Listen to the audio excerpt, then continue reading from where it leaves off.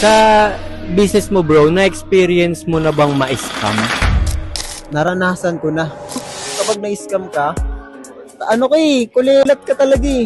Wala kang bawi. Pero lesson learned. Kasi natuto ka. Man, na-scam ka na rin ba? Hindi pa. Hindi pa ako na-scam. Actually, ako ngayon mo na pagkakamali lagi na akala nila scammer ako eh. Kasi syempre, business ka. Ang issue lang kasi doon sa mga Pilipino, parang masyadong may trust issue.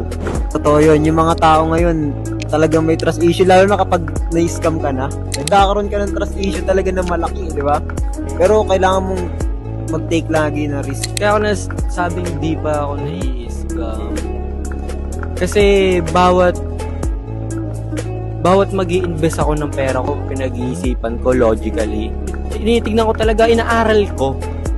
Like, halimbawa, mag-i-invest ako sa business na to, inaaral ko siya muna bago ako mag-invest. And nagtatanong din na muna ako sa mga may karanasan sa akin, may mas matanda sa akin, kung tama ba to. Kasi bata pa ako eh, diba? Kumbaga, inihiram ko muna yung utak ng ibang tao.